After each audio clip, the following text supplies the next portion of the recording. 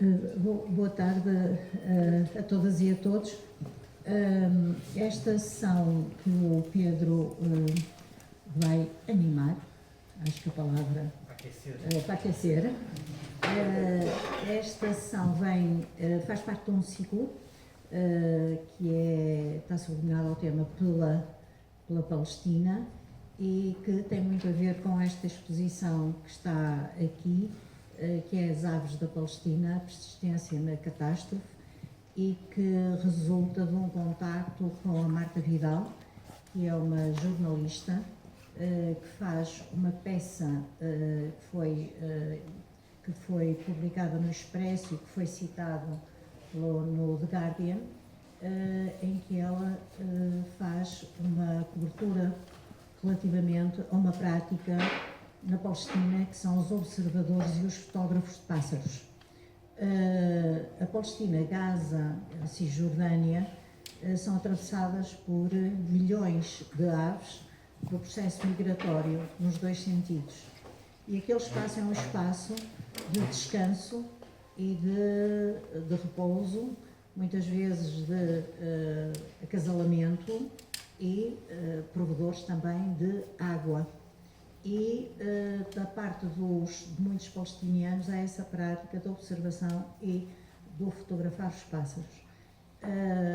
Esta prática, que neste momento está comprometida, é quase que irónica, que é os pássaros que voam, não conhecem fronteiras, estes não estão em gaiolas, atravessar a maior prisão no mundo, a maior gaiola do mundo, e na situação que todos conhecemos, embora agora não esteja nos highlights, porque depois as sucessivas guerras vão tirando protagonismo, e há guerras que inclusivamente nunca foram objeto da nossa atenção. Portanto, agora é a Groenlândia, com falsos pinguins, porque não há lá, há quem baixam, e portanto Gaza passou para segundo plano.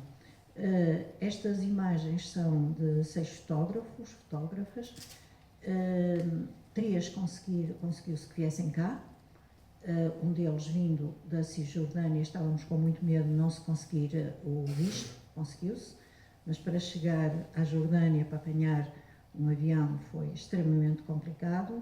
Um outro está a fazer o doutoramento nesta área em Berlim. Uma das fotógrafos veio da Riga Galileia, que não tem dupla nacionalidade, também israelita, portanto conseguiu vir, e as 2 irmãs gêmeas, que são eventualmente as que têm mais material, não conseguem sair de Gaza, porque neste momento não é possível sair de Gaza. Eles estiveram cá, e aquilo que nos impressionou, e desculpa Pedro este apontamento, mas isto faz sentido, não é? Não é um happening, nem uma pipoca. Os que estiveram cá, aquilo que nos impressionou é que não desenvolveram o perfil de vítimas, de falar da desgraça e da guerra. Foi ao contrário, era uma celebração da vida.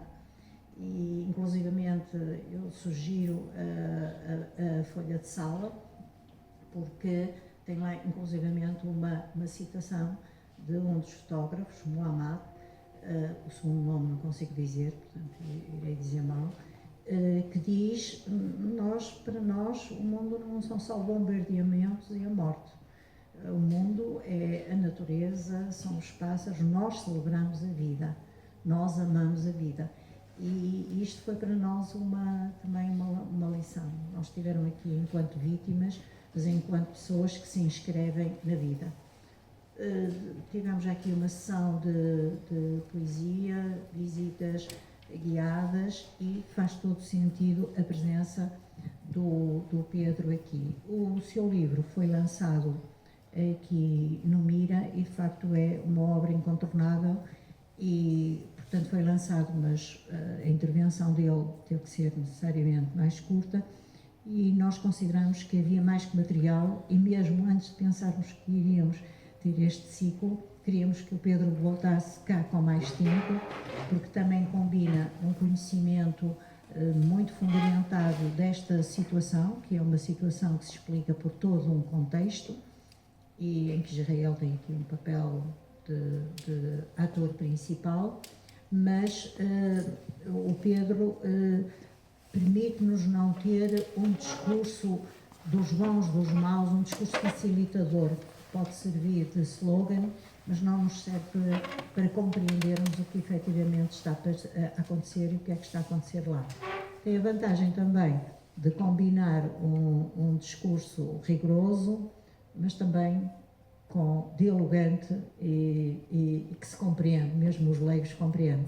Portanto, é agradecer muito ao Pedro, dizer que vamos continuar, vamos ter um concerto no fim do mês por um grupo vocal e instrumental que é o Maduro Maio e outras iniciativas que vão decorrer, portanto ficam aqui convidados. Se quiserem, deixem o vosso e-mail para receberem a nossa newsletter semanal e saberem o que é que vamos fazendo aqui nestes espaços, nestes lugares. Portanto, mais uma vez, agradecer ao Pedro e eu, em vez de o apresentar, ele vai-se apresentar para justificar porque é que está aqui, para além de ser autor do livro. E obrigado. Obrigado. Começar por agradecer também à Manuela o convite e ao Espaço Mira para estar aqui hoje. De facto, esta sessão que aconteceu aqui há cerca de 2 meses foi uma sessão memorável, porque reuniu 3 livros lançados pela Documenta no final do ano passado. O meu, o Vida de Graça, do Tomás Maio, e o Deleuze e a Progressão Democrática, do Diogo Nóbrega.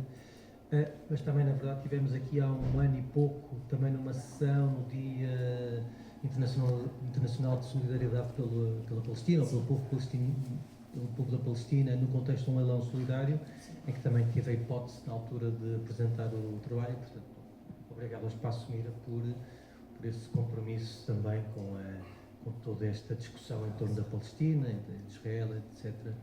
E não só, por todo o trabalho que tem vindo a fazer nos últimos anos, e, portanto, com muito prazer que estou aqui hoje. E agradecer também a vossa presença aqui. Não é fácil, as condições atmosféricas não estão fáceis. Prometo que da próxima vez que escrever o próximo livro vou consultar o Borda d'Água para ver se as condições são mais favoráveis. Eu realmente queria aproveitar, sem ser demasiado maçador, queria aproveitar para falar um pouco acerca do livro e talvez para vos dar a conhecer, ou para dar a conhecer 3 linhas estruturantes ou 3 tempos em que esta reflexão se desenvolve. Tem aqui cadeiras à frente. E, portanto, vou aproveitar um pouco esta sessão para dar conta um pouco destes 3 tempos, destas 3 linhas estruturantes que atravessam este livro. O primeiro, claramente, é a questão do mito. O segundo, obviamente, a questão de Israel. E terceiro, a questão, digamos, subjacente, de fundo, que tem a ver com o Ocidente e a sua própria lógica política ou metafísica, se assim podemos dizer. Não sei se me conseguem ouvir bem. Em certa medida, este livro, como dizia o Pablo, da Livraria Trama, na apresentação que fizemos lá, é uma espécie de programa de investigação, porque lança um conjunto muito abrangente de linhas de fuga que, na verdade, nunca se limitam ao problema de Israel. Portanto, aliás, o António Guerreiro também dizia na Nação em Lisboa que, um pouco ironicamente, dizia que há uma coisa acerca que este livro não é, que é sobre Israel. No sentido em que ele, de facto, não se limita ao problema de Israel, mas situa tudo isto num curso histórico bastante mais vasto. Tudo isto começou em outubro de 2023, este trabalho, logo a seguir, passado uns dias, depois do dia 7, portanto, naquele contexto de uma retórica de autoflagelação israelita um pouco hiperbólica, como se a história tivesse subitamente começado no dia 7, escrevi um texto chamado O Estado Colonial. A este texto respondeu na altura o Tomás Maia, dizendo que achava que era preciso escrever sobre Israel uma espécie de livro-espelho de um outro livro intitulado O Mito Nazi. O Mito Nazi é um livro escrito por 2 filósofos franceses, o Philippe Lacoue-Labarthe e Jean-Luc Nancy, e o que o livro propõe é justamente esta necessidade de pensar o nazismo, e obviamente também o fascismo, à luz de uma certa vontade de mito, que, longe de ser uma exceção, é algo que está profundamente enraizada na lógica política e metafísica do Ocidente. Portanto, esta ideia de um livro-espelho foi algo que ficou um pouco em suspenso, Mas uns meses mais tarde, no contexto do convite do projeto Uncommon Ground, que faço publicidade, edita um conjunto de livros sobre Israel e a Palestina já há muitos anos e que eu aconselho a leitura, e no contexto de uma exposição em que foi organizada por este projeto em Guimarães, chamada Terra Estreita, e também no contexto de um convite para escrever uma espécie de recensão crítica do trabalho do Shlomo Santo, que extensamente publicado pelo projeto Uncommon Ground. Na verdade, este convite e esta recensão tornou inevitável pensar esta coisa, não sei por chamar o mito de Israel, porque o trabalho de Shlomo Sand oferece, digamos assim, todo o substrato histórico para pensar, que torna possível pensar o mito de Israel, ao mesmo tempo que o mito nazi permite-nos olhar e pensar filosoficamente e politicamente o trabalho historiográfico do Shlomo Sand. Portanto, este encontro pareceu-me particularmente pertinente. E o princípio orientador deste livro é sempre pensar Israel como uma espécie de ponto de condensação dessa história política e metafísica do Ocidente e que se consuma nesta espécie de sobreposição inaudita, podemos dizer, e essa também é a catástrofe de Israel, que é a sobreposição de um projeto, digamos, capitalista e colonialista, de um projeto filosófico, racista e imperialista, mas também de um projeto político nacionalista e messiânico. E, portanto, em pano de fundo, em torno deste livro está uma reflexão sobre o fascismo. Porque há uma reflexão sobre todo esse princípio da economia da identificação mítica que parece mobilizar e fundar toda a política. E é sempre o fascismo que não cessa de impender sobre nós, sobre a nossa democracia, e este também é, desse ponto de vista, um livro que procura compreender este movimento imparável, reconhecendo à luz dessa necessidade inconsolável de mito, dessa vontade de mito, que pertence não apenas ao fascismo, mas à política ocidental no seu todo. Portanto, este primeiro tempo vou tentar talvez ser um pouco mais detalhado nesta caracterização do mito, depois passamos para Israel, mas não se assustem, se calhar vou ser um pouco mais demorado nessa primeira parte, mas que me parece essencial para percebermos e para podermos colocar a questão de Israel de um ponto de vista bastante mais problemático. Portanto, este primeiro tempo de crítica.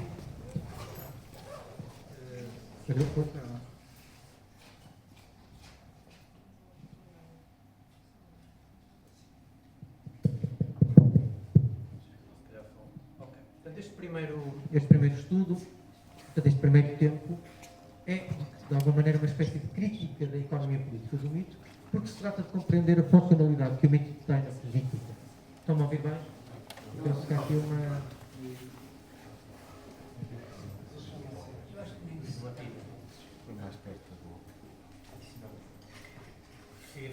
Preferem que fale sem? Não, tem que ser com o micro. O micro? É preciso, é. Da boca? É, aproximar mais um pouco. Não há nada pior que o microfone quando se está a fazer essas coisas. Inimigo não fica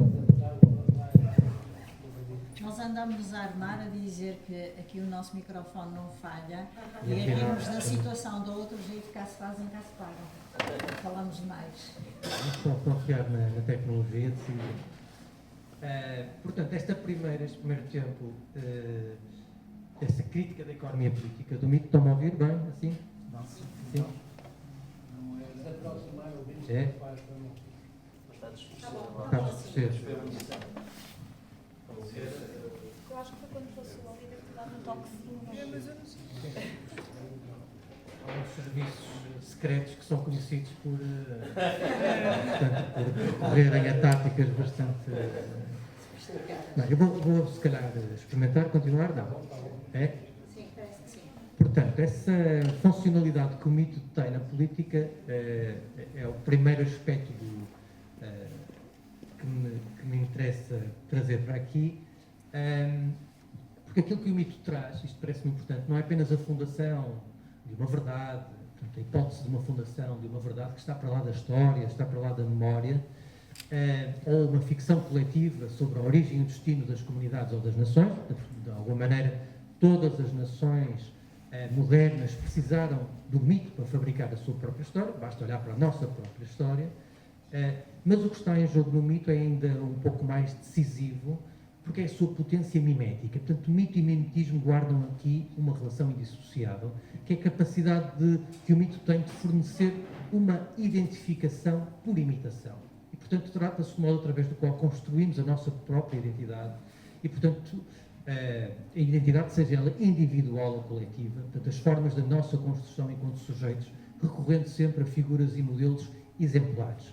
Basta recordar a importância que a imitação tem na aprendizagem das crianças, basta recordar como a própria linguagem é algo que nós aprendemos através da imitação. As primeiras palavras aprendemos por imitação. E para dar um exemplo um pouco mais vasto, o que é que são o TikTok e o Instagram, se não poderosas ferramentas, ou melhor, tecnologias de produção de identidade, através dessa reprodução mimética de figuras e modelos exemplares. E diga-se precisamente que é o domínio avançado dessas tecnologias políticas da identificação que em cada momento histórico, no nazismo e no fascismo, claramente a questão do cinema teve um papel importante, mas hoje as redes sociais ocupam também um papel muito importante desse ponto de vista, porque é sempre esse controle sobre esse domínio avançado sobre essas tecnologias de identificação que é decisivo. Sobretudo num quadro de uma política que revolve sempre em torno daquilo que se chama a massa, em torno do controle e da mobilização das massas.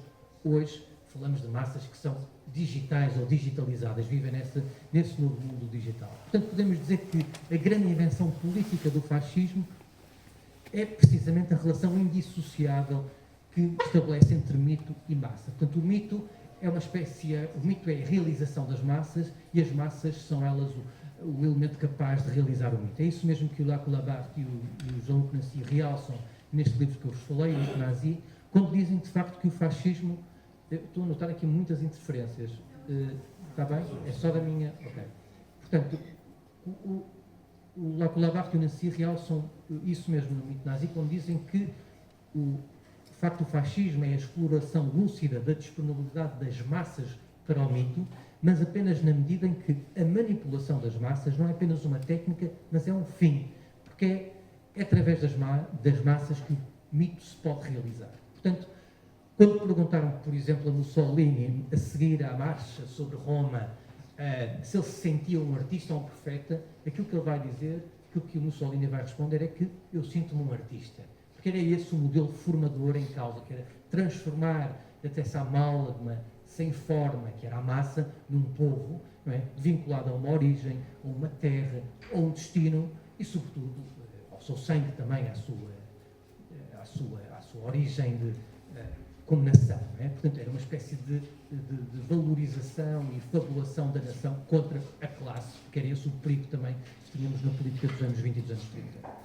Sobretudo, para voltarmos aqui ao argumento principal, aquilo que nos interessa dizer é que a política precisa do mito, precisa de politizar o mito, precisa de apropriar-se dessa potência mimética e ficcionante, porque é do mito que depende, em última instância, de toda a operação soberana que funda a política moderna, que é a produção do próprio sujeito, é a produção de nós enquanto indivíduos, se somos nós coletivos ou na nossa singularidade individual. Isto é particularmente importante. Mas deixem-me só clarificar um aspecto, porque este livro não é escrito no século XVIII e, portanto, não se trata aqui de opor iluministicamente a razão ao mito. Nada disto. Aliás, a denúncia do mito da razão vai ser algo que vai cruzar todas essas páginas do livro. Portanto, essa ideia de uma razão convertida em mito é algo que vai ser transversal aqui ao livro. Aquilo que nos interessa não é recusar o mito, não é recusar essa experiência específica com a linguagem, como já vimos, com o tempo e com o próprio homem, que o mito abre e possibilita. O que aqui se vai procurar denunciar é justamente a sua apropriação pela política. Portanto, é a politização do mito. O que é, em todo o caso, e obviamente também, uma mitologização da própria política. Portanto, é isso que nos interessa aqui. Portanto, voltemos atrás para dizer que a lição que o mito traz para a política moderna é esta.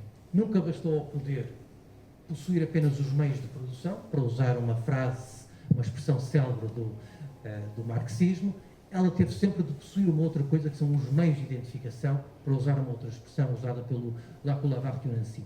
Ora, o que o poder procura, portanto, no mito, é para além dessa força instituinte que vimos de uma verdade que o mito transporta, é precisamente essa ficcionalidade mimética, essa potência de identificação essa potência de modelar uma comunidade e um indivíduo através de algo que antecede a própria linguagem e a própria história. Portanto, porque há aqui qualquer coisa importante que é aquilo que define o humano enquanto tal, como refere o Laplace, é justamente o facto de este não ter nada próprio.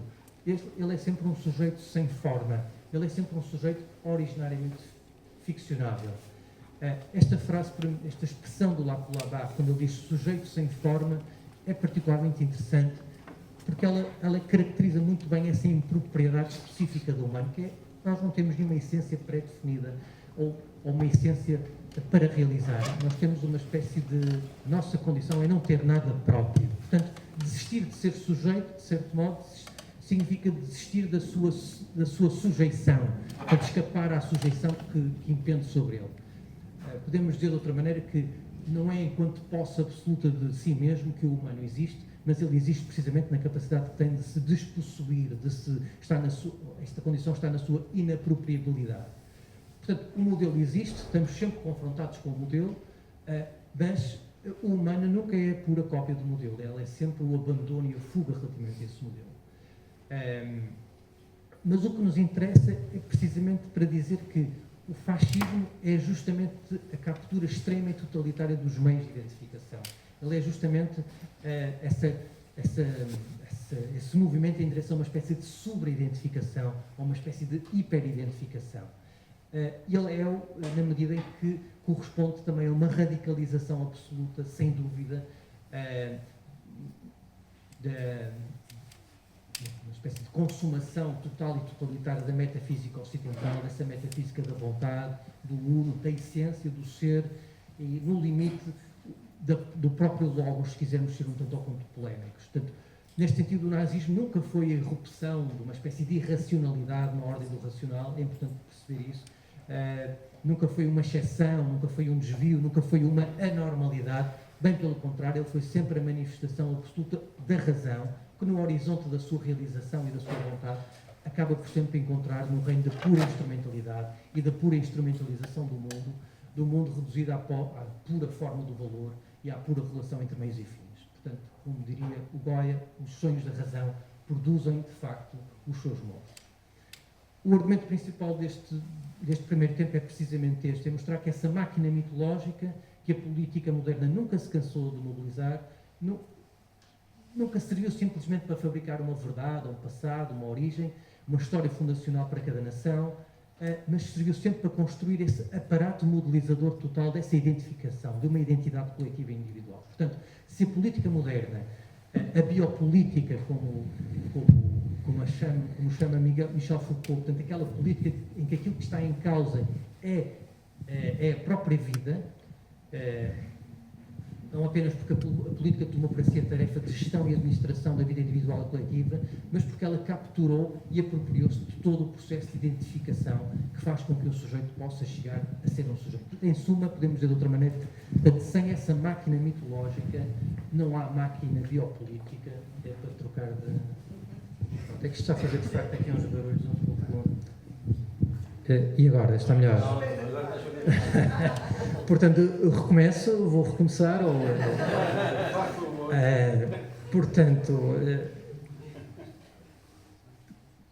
Portanto, a questão é precisamente essa, não é?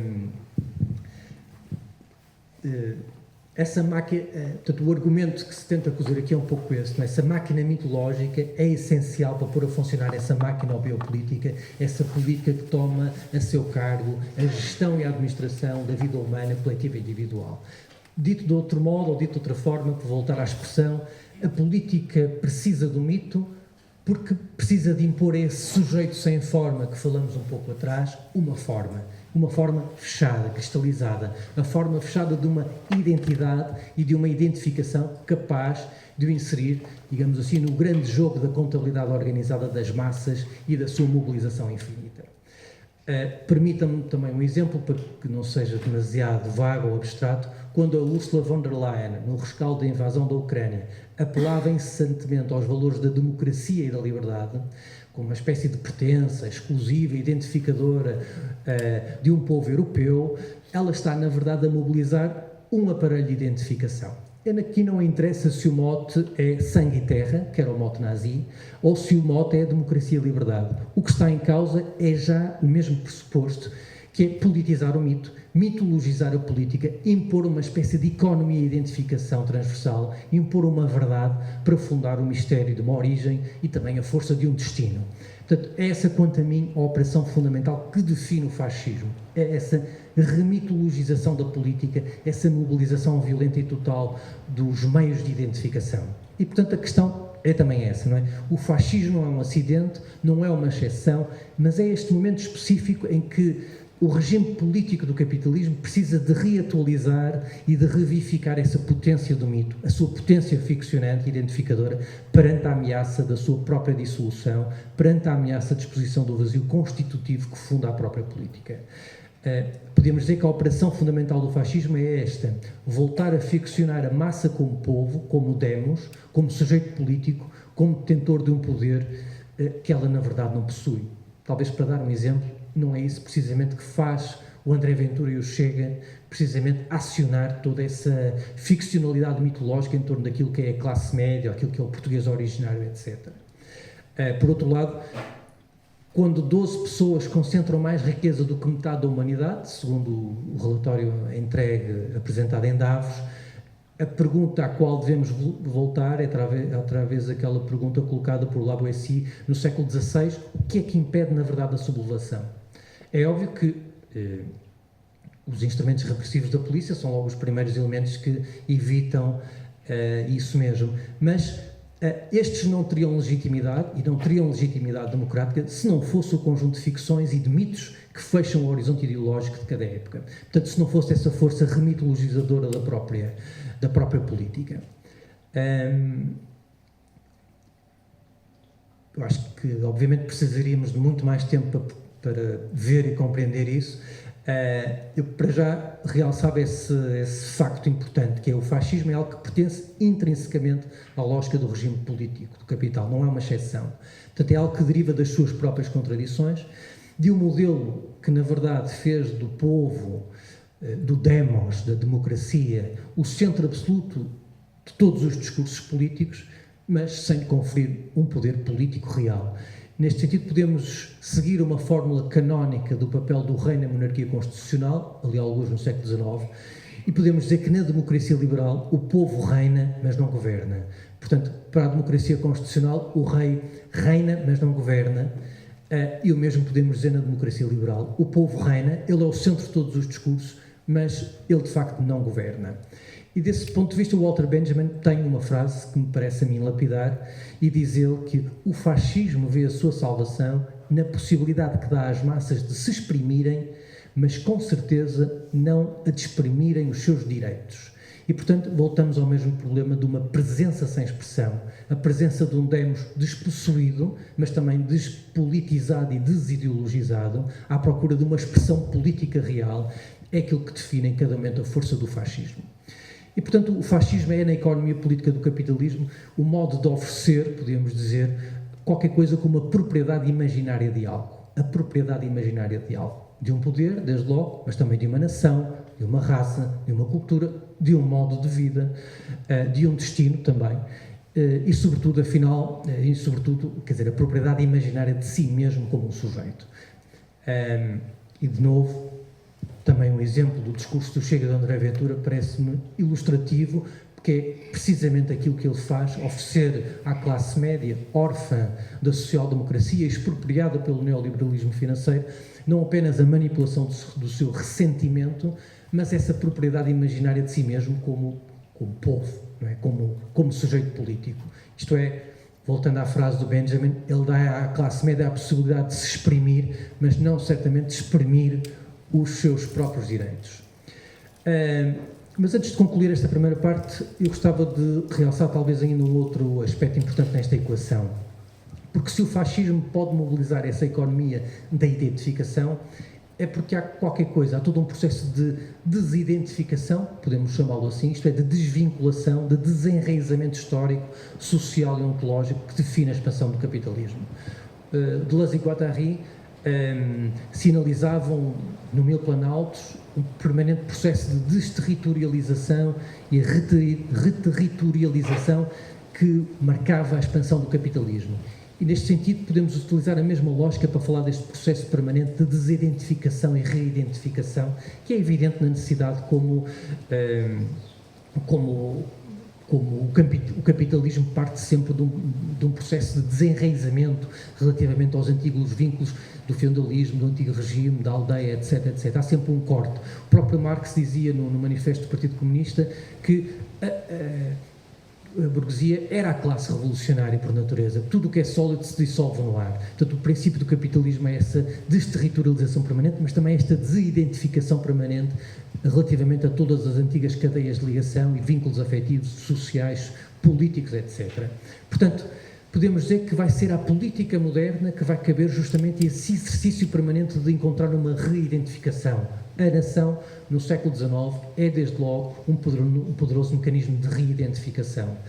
E no sentido de suprir essa espécie de falta originária, dessa ausência de origem, mas também de passado, de memória e, por fim, de identidade, que vai encontrar, obviamente, consolação na mitologização do mito. Portanto, o passado apresenta-se aqui também como qualquer coisa de uma espécie de consolação, de uma estabilidade posta, usada para contrapor à instabilidade e a desestabilização permanente que o capitalismo põe em marcha. A questão é esta, e Lacoue-Labarthe e Nancy enunciam desde logo no seu livrinho O Mito Nancy, é que o mito não se pode fabricar, ou produzir artificialmente. As sociedades míticas nunca fabricaram, calcularam ou construíram a sua fundação.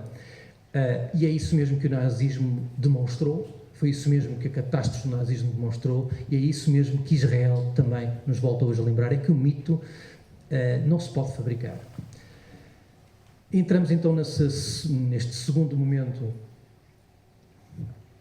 desta reflexão, Israel, talvez um preâmbulo demasiado longo, mas que me parece útil para perceber toda esta circunstância, todo esse fio condutor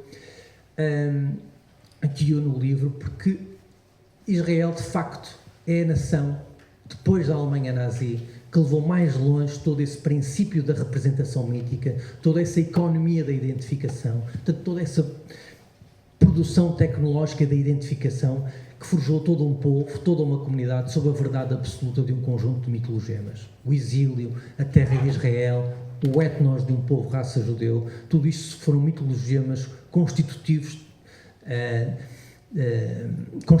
do Estado de Israel.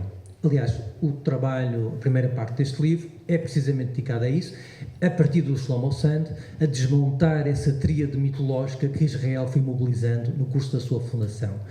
Só para vos dar uma breve nota sobre isso, o mito do povo do exílio, portanto, esta ideia de que, inscrita, aliás, na declaração da independência do Estado de Israel, de que houve uma fuga, uma expulsão dos judeus a seguir à destruição do templo no século II depois de Cristo pelos romanos. Isto não é bem assim, nunca terá acontecido bem assim. Shlomo Sand demonstrou muito bem, explicando que aquilo que aconteceu foi uma difusão, uma expansão natural do monoteísmo judaico, porque o grande evento que marca o século I, o século II, o século III é a expansão dos monoteísmos, e o monoteísmo judaico irá ter uma grande força. Portanto, não se pode falar exatamente de uma espécie de fuga, de uma expulsão dos judeus de Israel, da Palestina, mas sim de um processo de difusão do próprio judaísmo pela bacia do Mediterrâneo, pelas vias abertas pelo próprio Império Romano. Depois, por outro lado, a ideia de que havia um mito da terra de Israel à qual a comunidade judaica espalhada pelo mundo ansiava voltar, que a terra de Israel seria uma espécie de lugar de nação. Tudo isso, para o Shlomo Sand, é apenas um mito. Nunca houve, para já a terra de Israel nunca foi um lugar de nação, nunca foi um lugar geográfico sequer, foi sempre um lugar alegórico, foi um lugar espiritual, foi um lugar extraterreno, nunca foi um lugar localizado geograficamente, muito menos um lugar de nação capaz de cumprir a realização do povo judaico e o seu regresso à Terra Santa. Terceiro, o mito aliás, deixem-me só dizer-vos que, por exemplo, o nome de Israel, para nomear este Estado recém-criado em 1948, foi decidido umas horas antes da declaração solene. Havia a hipótese de ser Judeia, que seria o mais sensato. O problema é que a Judeia não ficava fora da partição proposta pela ONU, e por outro lado o nome Sião, que também seria o mais lógico do ponto de vista daquilo que era o próprio movimento sionista, mas o que causava também uma série de dúvidas e contradições entre aquilo que era o sionismo e a comunidade já existente. E depois o que é que seriam os habitantes de Sião? Seriam todos sionistas?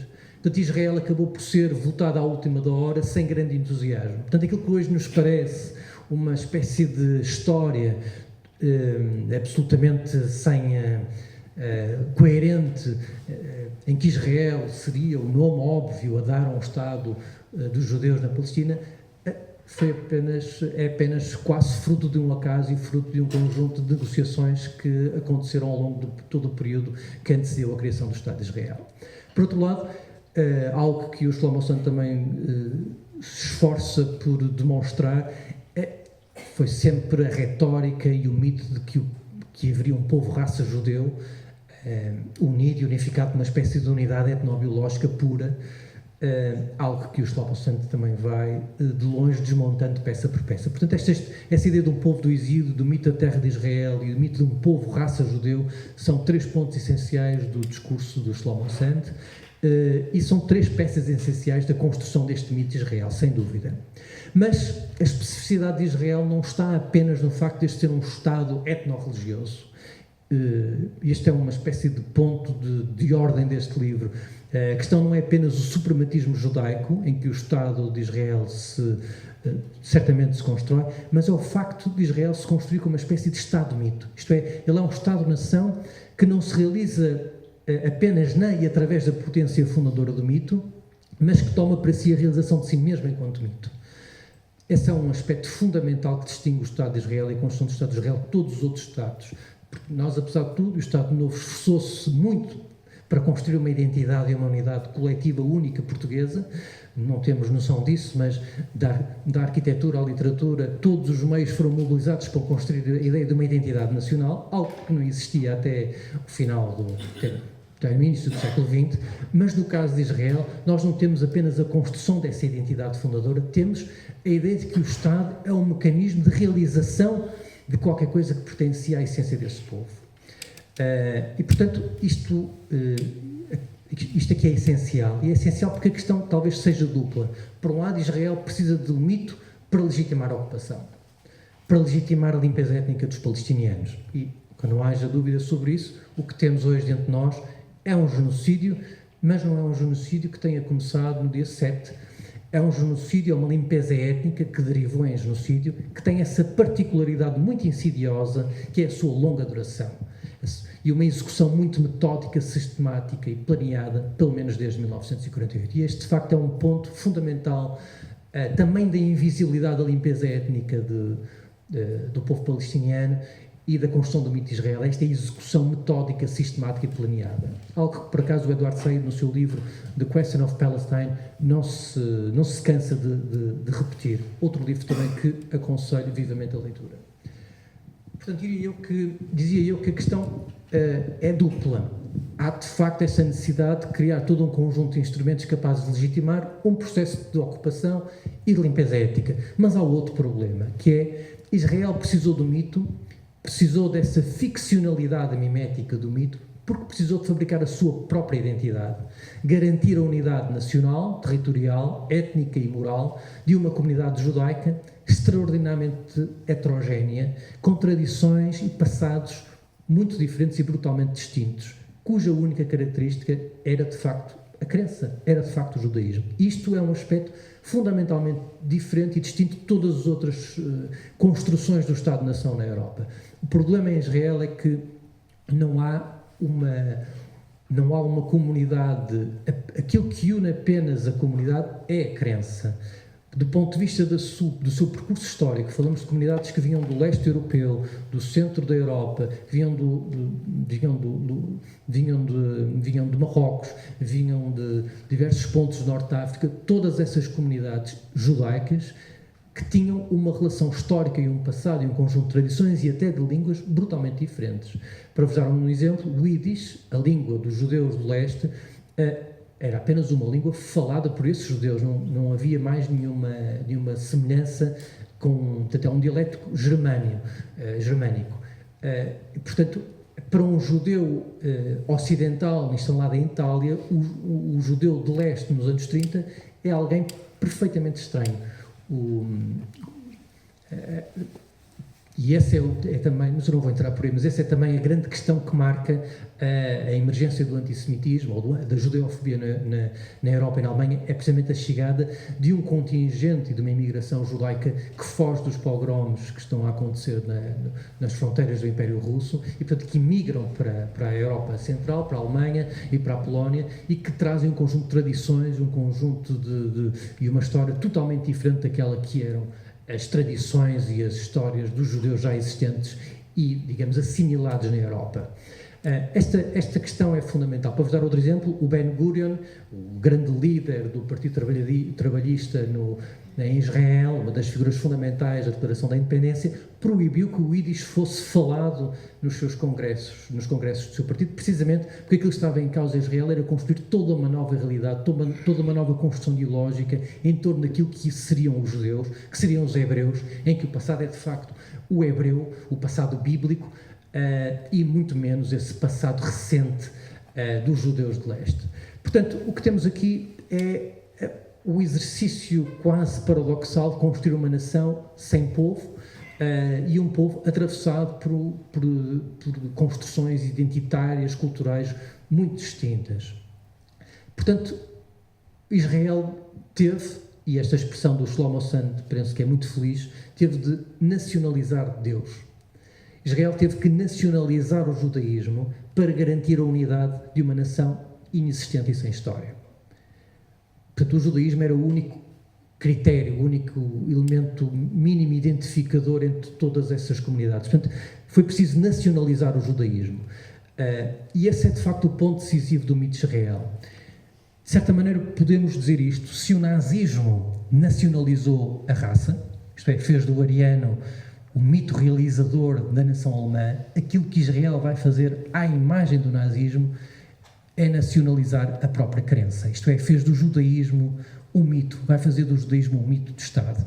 Israel não consegue nacionalizar a raça, porque, por mais que se tenha esforçado, não o conseguiu fazer. Portanto, aquilo que ele vai fazer é nacionalizar a própria crença, o próprio judaísmo. E o Estado não vai servir apenas para uma espécie de...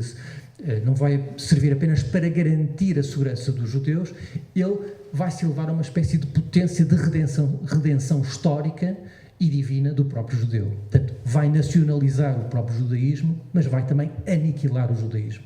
Aliás, o George Agamben, num textinho muito breve que escreveu já há cerca de 1 ano e meio, que se chama O Fim do Judaísmo, realça precisamente esse facto. A partir do momento em que a nação Israel se apresenta como elemento realizador do povo judaico, o judaísmo perde qualquer sentido. É obliterado porque essa redenção passa a ser terrena, passa a ser feita em nome do Estado e pelo Estado, e quando uma política seculariza este messianismo, como sabemos, pelo nazismo precisamente, só há um resultado, que é a catástrofe. Eu penso que não é possível compreender o genocídio em Gaza fora de todo este contexto. Talvez pareça um pouco vago e um pouco abstrato, porque se o palestiniano tem de ser exterminado, não é apenas porque ele é, no fundo, a negação material no terreno, a negação material histórica, essa idealização mítica da posse exclusiva de Israel, que sempre foi construída pelo sionismo, para os colonos israelitas que se dirigiam à Palestina ainda no início do século, antes da declaração da independência. O palestiniano era chamado Shelan El-Lama, portanto, a questão invisível, aquilo de que não se podia falar. Portanto, era um problema inexistente, porque esse palestiniano, obviamente, era a negação de toda a idealização de um regresso à terra prometida e à terra deserta à espera da chegada dos judeus que o sionismo construía. Portanto, o palestiniano é, de facto, essa negação material dessa idealização da posse exclusiva da terra de Israel, mas, ao mesmo tempo, o palestiniano é também, para o colono, do ponto de vista do colono, aquele que possui a unidade histórica e territorial dessa identificação plena entre crença, terra e povo, que Israel apenas pode realizar na forma do mito. E neste sentido, o judeu, há aqui uma inversão curiosa e irónica e paradoxal, porque tal como o judeu era para o nazismo o outro, aquele que ameaçava existencialmente a realização e a integridade do Estado nazi, com o sionismo, o palestiniano vai assumir exatamente o mesmo papel e vai se transformar no outro, vai se transformar naquele que tem que ser subhumanizado, que tem que ser inclusivamente exterminado, tem que ser despido de todos os direitos cívicos, legais, sociais e políticos e até existenciais. Aliás, o Ministro da Defesa de Israel dizia logo a seguir ao dia 7 de outubro que estávamos a combater contra animais. Esta subhumanização é absolutamente transversal a todo o discurso israelita acerca daquilo que é a figura do palestiniano. Aliás, há aquela frase conhecida da Golda Meir, quando dizia que o povo palestiniano não existia, porque eles não tinham consciência de si enquanto nação. Portanto, não existem. Nós, israelitas, temos consciência da nossa missão, da nossa existência e, portanto, somos uma nação. Eles são subhumanos. Portanto, e se Gaza é hoje, de facto, um campo de concentração, e essa também é a particularidade um pouco insidiosa daquilo que é a faixa de Gaza, e é talvez o maior campo de concentração jamais construído, não é apenas porque este é um espaço onde os palestinianos estão reduzidos à condição de prisioneiros de Estado, mas porque, exatamente como Auschwitz, também Gaza existe com o único propósito de concentrar uma população de mais de 2 milhões de habitantes, neste caso, que foi condenada à possibilidade da sua não existência. Porque aquilo que acontece em Gaza é precisamente uma espécie de concentração de alguém que já perdeu, antes de tudo, todos os seus direitos políticos e todos os seus direitos a poder exercer e a realizar a sua própria vida. E, nesse sentido, o extermínio absoluto não é o início, mas apenas o fim de um genocídio que já está em curso. Em certa medida, Israel, aquilo que se formula hoje em Israel é também o futuro mesmo das nossas próprias democracias, incapazes de aceitar a sua própria formulação de uma cidadania universal, e é isso, desde logo, é essa grande contradição que desde logo implica a criação do Estado de Israel, portanto, a incapacidade por parte de todas as nações europeias em aceitar o próprio princípio da universalidade da sua cidadania, porque o corpo do judeu é sempre um corpo estranho, é essa cidadania, e portanto incapazes de superar toda essa contradição. Aquilo que nós temos é de uma democracia que, na vertigem sem fim, e eu penso que isto é muito claro naquilo que se passa hoje, ou naquilo que podemos ver em Israel, portanto, nessa vertigem sem fim da ameaça existencial permanente que constrói e mobiliza toda a vida cotidiana do Estado de Israel, aquilo que temos não é apenas um Estado securitário, aquilo que nós temos não é apenas um Estado apartheid, mas é um Estado que coloca desde logo em causa os princípios fundamentais da sua própria democracia, levando os próprios israelitas, levando estes próprios cidadãos de primeira, relativamente àquilo que são os cidadãos de segunda, que são os palestinianos, a poderem abdicar muito facilmente dos seus próprios direitos políticos e legais. E isso é algo que hoje se passa também na Europa, quando a extrema-direita acena permanentemente a bandeira da islamização da Europa, do problema da imigração, etc. Portanto, desse ponto de vista, Israel prefigura e anuncia contradições da natureza da nossa própria democracia que continuam a ser cada vez mais visíveis. Por outro lado, ressoam também em Israel as palavras do Lakula Bartinassi, quando dizíamos no início que o mito não se fabrica, o mito não se pode produzir, e a nação nunca existiu, a nação foi sempre um mito, talvez o mais poderoso de todos, e portanto essa politização do mito, essa mitologização da política tem sempre um destino, que é a catástrofe. E desse ponto de vista, essa é talvez também a ironia maior que atravessa o percurso histórico de Israel e que atravessa o percurso histórico dos próprios judeus, é que se a figura do judeu era intolerável para alguém como Hitler, era justamente porque o judeu tinha uma potência, que era a potência de alguém que escapava ao dispositivo dessa natural identificação entre nação, entre raça e solo, que o nazismo colocava em cima da mesa. Era porque o judeu era justamente aquilo que escapava a esse processo de autoficção, de identificação que o nazismo levava até às últimas consequências. Portanto, os judeus seriam, para resgatar uma fórmula que já aqui usei, sujeitos sem forma. Seriam precisamente estes sujeitos sem forma, estes sujeitos capazes de escapar ao processo de identificação colocado e imposto pelo Estado. O Maurice Blanchot utiliza precisamente a expressão homens libertados dos mitos. E o Primo Levi escreve num pequeno textinho que ele próprio se sentia como uma espécie de centauro. Eu sou duplo, dizia ele. Sou duplo, sou híbrido, sou bífido, sou italiano e sou judeu, sou químico e sou escritor, sou racionalista e sou poeta. E, portanto, essa ambivalência, essa indefinição, esta condição de sujeito sem forma, de sujeito que não está definido por uma qualquer essência ou por uma qualquer forma subjetiva, é algo que marca essa experiência do judeu ao longo de todo este período histórico. Portanto, digamos que a criação de Israel é a nacionalização do próprio judeu. Não serviu apenas para responder ao racismo estrutural das nações europeias, não serviu apenas para dar aos judeus a sua soberania, mas é o reconhecimento que se há algo que o regime político ocidental não pode tolerar, essa hipótese de conceber que alguém no seu interior seja capaz de escapar a esse regime da representação e da identificação que este impõe. Portanto, em suma, aquilo que o regime político não pode aceitar é que haja alguém capaz de se estar libertado dos mitos, das ficções que a política impõe sobre eles, não aceita que haja a possibilidade de haver um sujeito sem forma. E, portanto, o Estado de Israel foi justamente o mecanismo necessário, capaz de incorporar os judeus nessa lógica de identificação, nessa lógica do Estado, da relação com a nação, da qual eles estavam, em primeiro lugar, excluídos e não tinham, então, esse Estado. Portanto, foi a hipótese de lhes dar um Estado, foi a hipótese de lhes dar o seu próprio mito. Resta-nos, talvez já esteja a ser demasiado longo e maçador para uma tarde de sábado, peço-vos desculpa, resta-nos talvez o último tempo deste livro, que eu sintetizaria talvez do seguinte modo: não se trata apenas de estabelecer uma relação de continuidade histórica, política e filosófica entre o sionismo e o fascismo, como na verdade aqui o fizemos, e não há nenhum escândalo nisso.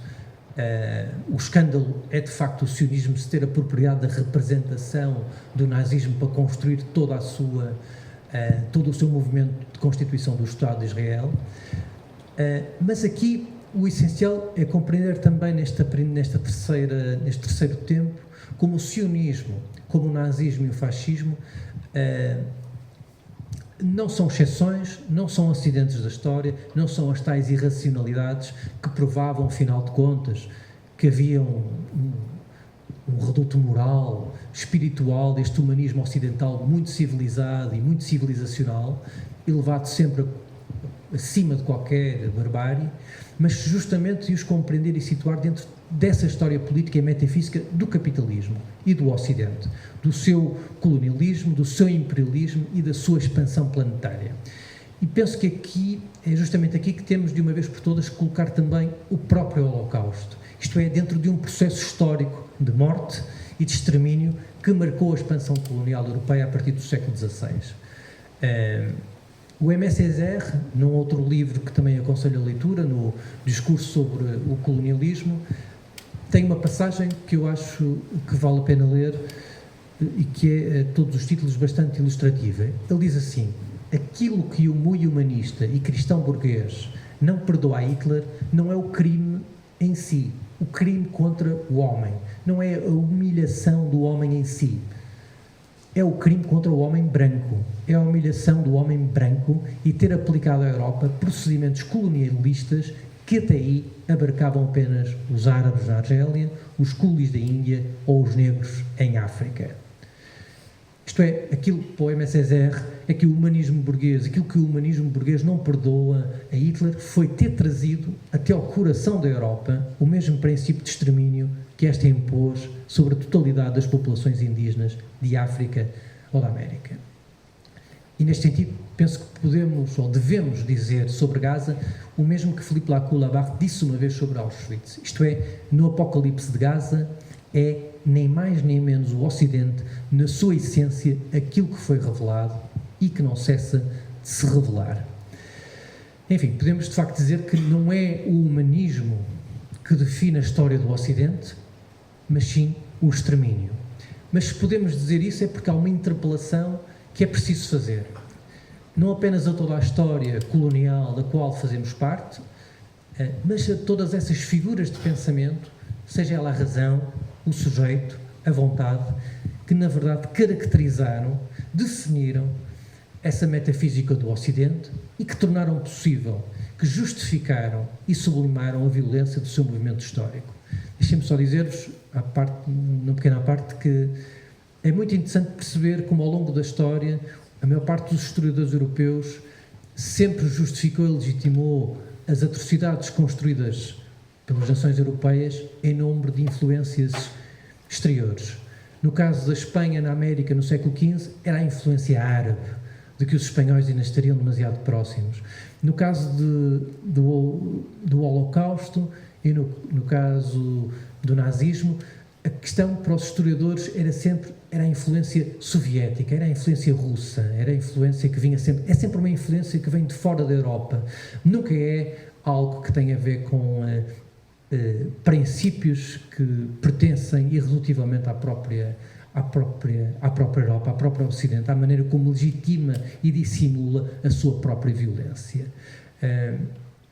Aliás, a Hannah Arendt, a propósito de todo o massacre conduzido no Congo belga pelo rei Leopoldo, diz precisamente que este se dirigiu e se comportou ao arrepio de todos os valores europeus.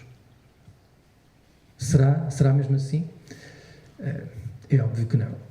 Portanto, figuras que na sua universalidade, na sua abstração, nessa ideia de determinação da história, esta coisa muito ocidental, na determinação da história como a autorrealização de uma ideia, de uma civilização, de um povo europeu civilizado que traz consigo uma missão civilizadora. Esse foi sempre o dispositivo fundamental de legitimação e de justificação de toda a violência. Portanto, há aqui um trabalho filosófico, político, que aqui apenas posso expor muito brevemente e que não está, de certa maneira, feito, mas que me parece a mim fundamental e que deve ser prosseguido, porque ele de certa maneira, interpela aquilo que é o núcleo talvez mais secreto da nossa própria época, essa nossa época dita moderna, cuja dificuldade, digamos assim, não está em viver na forma do mito da qual nos julgamos racionalmente emancipados, mas também no facto do mito, e já vimos que o mito é nada mais humano do que o mito, e portanto no facto de o mito ser aquilo a que nós, ou que esta época não consegue aceder. E é justamente por isso que a política pode ser mitologizada e o mito pode ser politizado. Porque aquilo que a política captura e explora, em última instância, não é a possibilidade de relação com o mito, mas é justamente a impossibilidade dessa relação com o mito.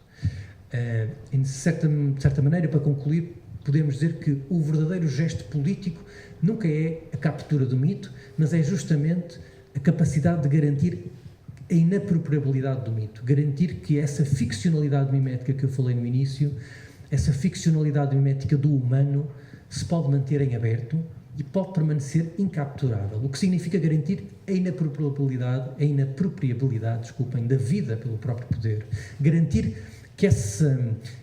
a potência, podemos dizer assim, do sujeito que se descobre a si mesmo sem forma. E, de certa maneira, podemos dizer que a política nunca é a ficcionalidade daquilo que somos ou daquilo que fomos, mas antes, pelo contrário, daquilo que ainda não somos. O Ernst Blumenberg escreve que o mito é a disposição que consiste em não se levar pelo absoluto, em fazer esquecer o começo, graças a um recomeço. Pelo contrário, terminaria assim, diria que no fascismo aquilo que brilha é justamente a luz alucinante e talvez encadeante da nostalgia do absoluto e por isso mesmo da nostalgia da salvação. Obrigado, espero não ter sido muito maçador e penso que o tempo também já fez questão de demonstrar que devemos concluir. Obrigado.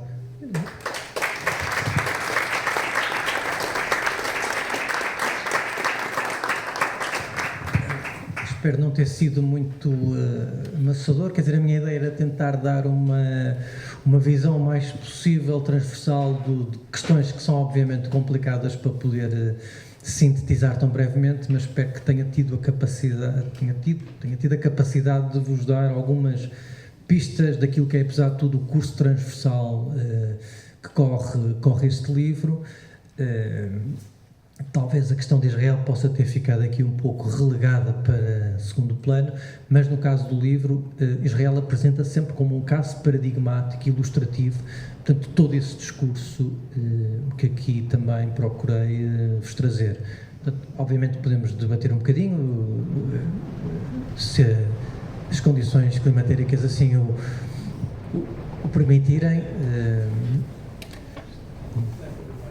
Portanto, todos nós conhecemos, a Bíblia fartou-se de demonstrar que a fúria do Deus de Israel é de facto algo que não devemos desvalorizar, portanto, mas claro, podemos, estou obviamente aberto para poder debater um pouco com vocês e para talvez poder tornar claro mais alguma coisa que eventualmente possa estar menos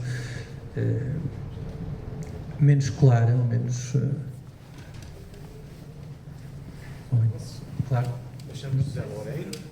Não sei se é preciso microfone. Não consigo ouvir por causa do vento. Pois é. Aliás, eu nem me consigo ouvir a mim. Eu sou um bocadinho mal.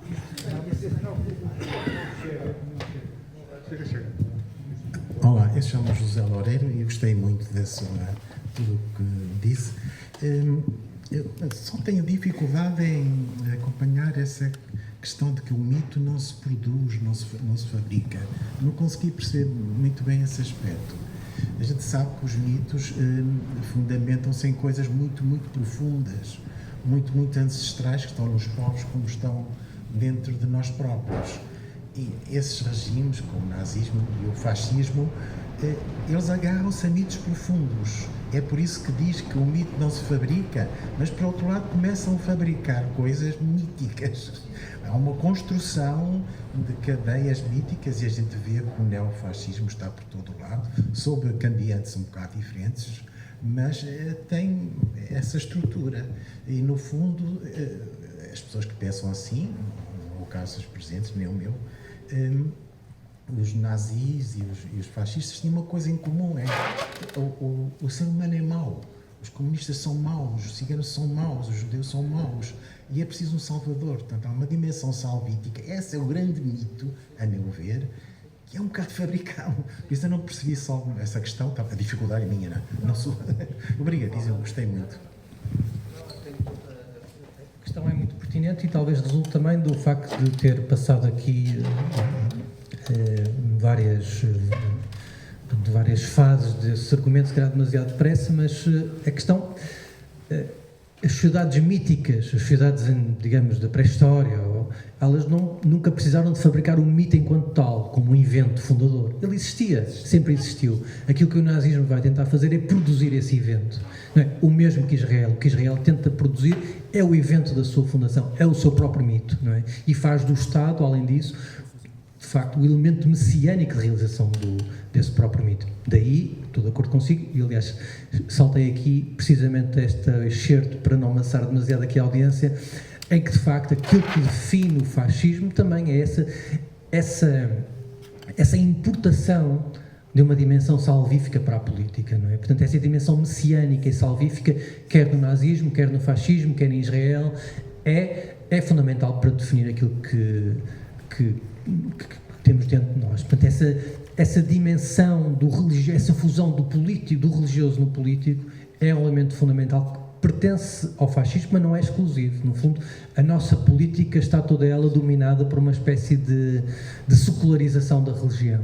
A própria economia, digamos, isto é uma parte também do livro, é de facto uma dimensão que se apresenta na política simultaneamente dentro e fora dela, porque a economia está sempre todo o discurso político é em torno da economia e ao mesmo tempo a economia apresenta-se sempre como algo inquestionável, como algo que está sempre, um pouco como aquela expressão que diz é a economia estúpido, não é? Portanto, a economia é sempre qualquer coisa que está sempre, é uma espécie de elemento transcendente da própria política, mas que domina tudo. E isso deriva também, ou produz uma certa, ou introduz na própria política um elemento de mistério, um elemento religioso, um elemento transcendente. Portanto, desse ponto de vista, o fascismo é a continuação de uma fusão do religioso no político e vice-versa, não é? Trazendo para o campo da política precisamente aquele último elemento que faltava introduzir, que é a dimensão escatológica, é a dimensão salvífica. E, portanto, isso parece-me fundamental para compreender portanto, essa dimensão religiosa do fascismo. Quanto à questão do mito, volto a dizer, a questão que o nazismo coloca é sempre produzir artificialmente um mito.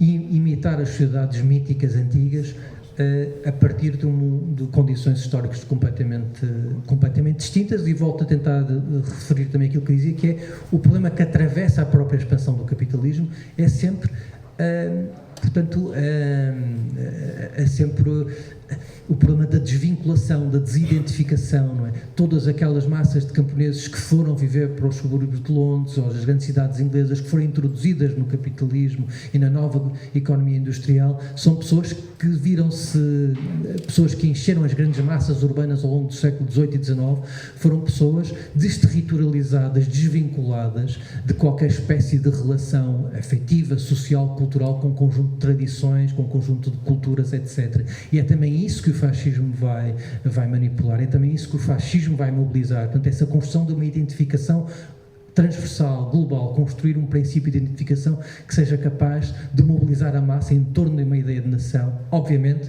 contra todo um discurso de classe, porque a unidade da nação é precisamente o artifício que permite quebrar todo o estilhaçar da sociedade em princípios de luta de classes, não é? Portanto, o princípio da união mística em torno da nação é fundamental para o nazismo. Desse ponto de vista, ler o Mussolini é particularmente instrutivo, porque de facto há uma grande consciência daquilo que é o próprio fascismo, e o Mussolini diz perfeitamente o que nós queremos não é apenas a nação, é a grandeza da nação. Portanto, unir e mobilizar todo um povo, construir todo esse povo, lá está, ser um artista capaz de fornecer a esse povo uma identificação com a nação e fornecer também uma espécie de destino a realizar, uma missão salvífica.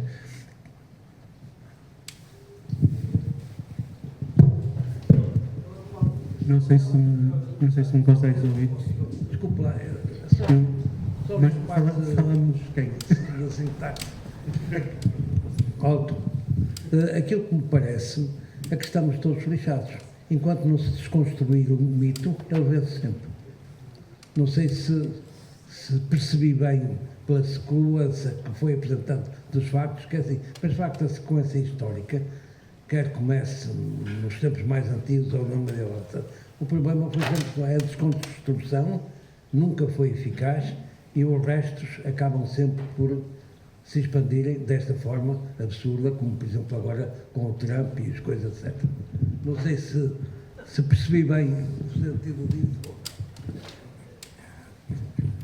De certa maneira, sim. De certa maneira, enquanto o mito for politizável e for politizado e a política for mitologizada, este é o destino que obviamente nos pode esperar. A questão fundamental aqui que eu queria colocar era, talvez, isto é possível porque é inscrito numa democracia, num modelo de democracia liberal, que tem as suas próprias contradições.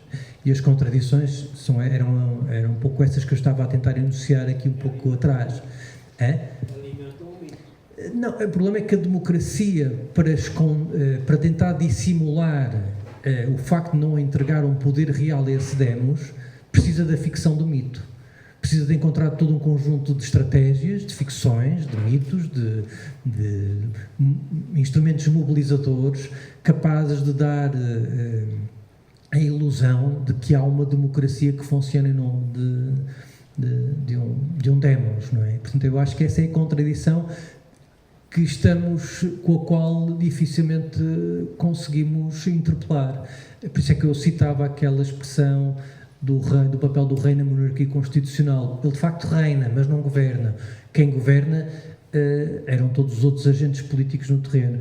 O povo é também essa figura. Ele, de facto, está no centro de todos os discursos, mas todos sabemos que o círculo em torno do qual revolve esse poder é demasiado estilhaçado por todo um conjunto de várias estratégias. De certa maneira, quer dizer, o que é o Trump, senão a manifestação plena disso, não é? Certamente é como a política americana dissesse,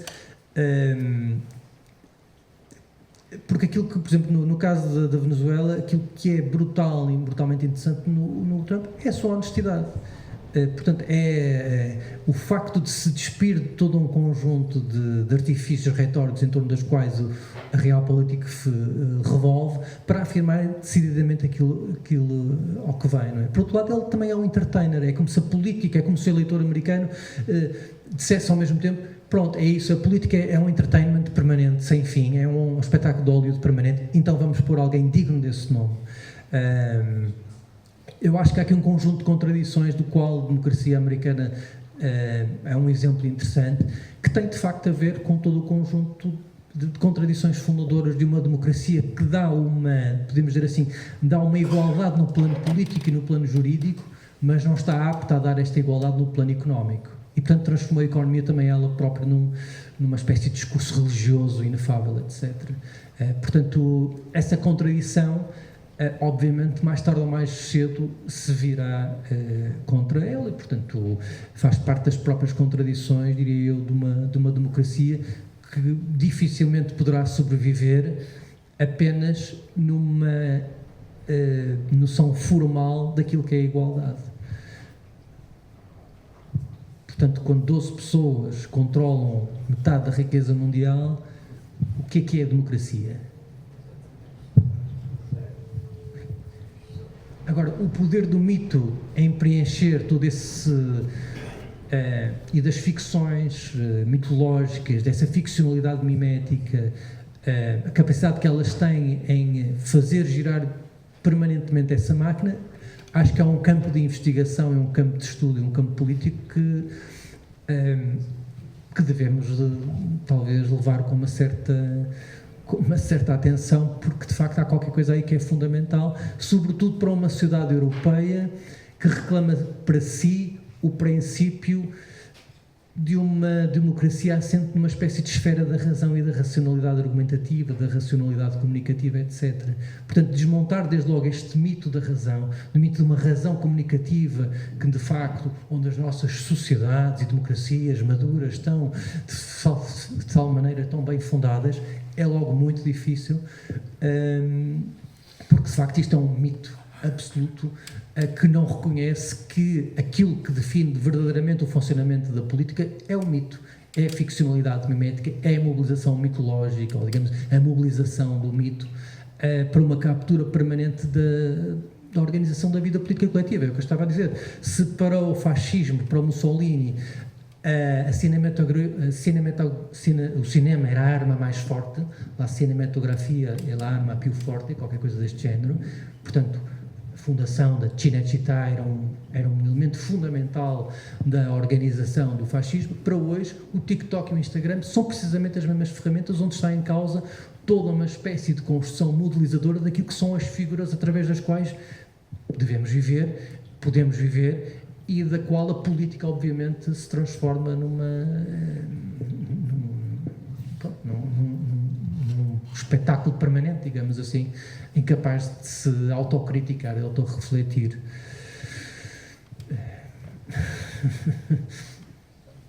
Posso fazer uma pergunta? Desculpa, eu tinha pedido só para fazer a minha pergunta. Então, primeiro... Não sei, tinha visto? Sim. E assim também? Sim. Ok. Pronto, eu aqui já não me ouço a mim. Mas enfim... Não, mas podes falar mais alto agora. Consegues-me ouvir se eu falar assim? Sim, sim. Ouves-me bem? Pronto. A minha pergunta tinha a ver com o seguinte. Tu falaste, e com razão, da questão do Estado-mito em relação a Israel e da relação disso com o Estado-mito dos nazis e a ideia de que, nos dois casos, tu estás a ter uma construção de Estado em que se pensa concretizar qualquer coisa, um aspecto essencial de um povo, através da política desse mesmo Estado. Isso lembrou-me uma coisa. Isso lembrou-me que há uma ideia do Hegel, lá atrás, uma ideia liberal, que é a ideia de que os Estados são a corporização, são a reificação dos povos. Sim. Ou seja, esta ideia não é uma ideia necessariamente nazi nem fascista, uma ideia liberal à cabeça. Isto lembra-me imediatamente um teórico marxista que eu gosto muito, finlandês, o Otto Kuusinen, que tinha uma frase maravilhosa. Ele dizia: não devemos confundir a democracia com o fascismo, pelo mesmo motivo que não podemos confundir uma galinha com o ovo que essa galinha pôs. Ou seja, o fascismo seria uma consequência direta da democracia burguesa, porque ele vem de uma série de características que a democracia já tem. A democracia liberal já as tem em si mesmos. E, portanto, nós devemos colocar-nos a questão, isto de certeza absoluta que não é uma tentativa de pôr num momento desconfortável em dia de reflexão, mas, de qualquer forma, quando pensamos que estamos permanentemente a ser postos entre escolhermos um liberal ou escolhermos um fascista, escolhermos um liberal para impedirmos que um fascista ganhe, olhem para o Trump. O Trump é um liberal ou é um fascista?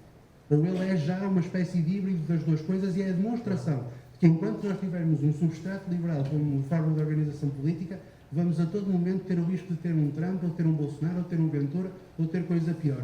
E talvez isto nos devesse levar a pensar que aquilo que temos de pôr em cima da mesa é como é que nós rompemos com um enquadramento liberal dentro do qual estamos a fazer política há demasiado tempo, e dentro do qual somos muito facilmente transformados em reféns de ou mantemos tudo como está, e se não for agora, daqui a pouco vamos ter um Ventura qualquer, ou saímos daqui e temos de sair daqui não comprando a chantagem permanentemente. Era uma reflexão que queria partilhar.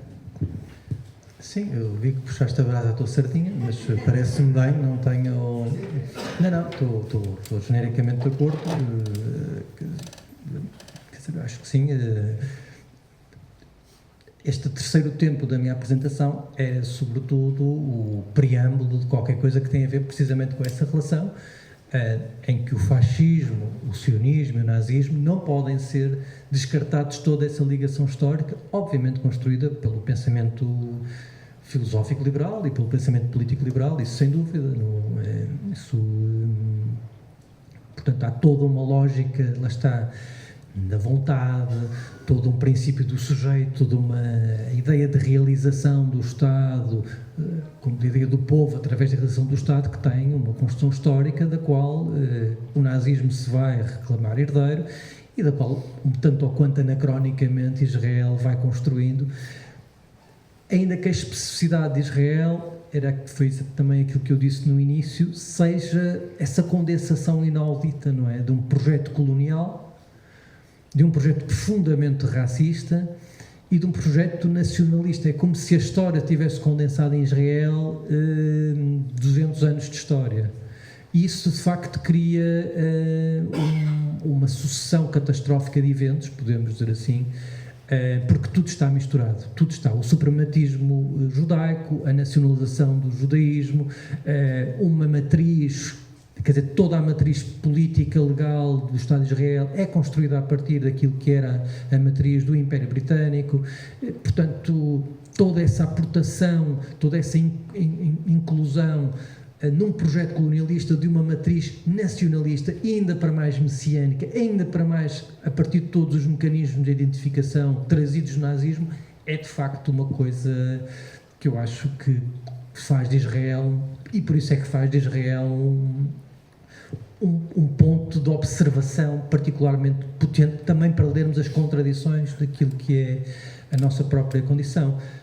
E por isso dizia também, desse ponto de vista, é tudo muito irónico, desde logo porque demonstra toda a fraqueza do modelo de uma democracia liberal que assentou no princípio de uma cidadania, de uma universal e abstrata, que na verdade, no plano real da sua história, nunca sequer conseguiu aceitar e continua a construir uma ideia de pertença ao Estado-nação baseado num critério de pertença, ou de sol, ou de nascimento, etc.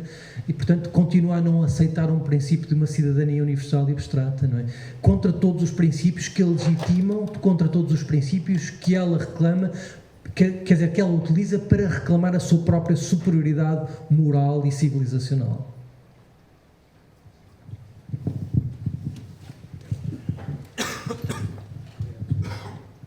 Obrigada. Eu estava, não sei, tudo aquilo que falou foi da parte de vista de o fascismo nasceu na própria ideia da democracia e o mito é politizado vindo de bases culturais e de tudo que caracteriza uma nação, digamos, mas como é que aplica isso? Quer dizer, será que esse mito e essa maneira de ver política também não existem em sociedades que não são ditas democráticas, que não são ocidentais, porque nós estamos aqui a falar do mundo ocidental e já a Europa é muito diferente dos Estados Unidos por força da evolução que teve, mas como é que isso se aplica também, ou pode-se aplicar, acho eu, a outras sociedades também, se pensarmos, quer dizer, vamos para a Rússia, vamos para a China, vamos para a Índia, já para não falar nos povos, quer dizer, acaba por ser o mesmo princípio aplicado em outras nações que não são propriamente democráticas. O problema é que o próprio...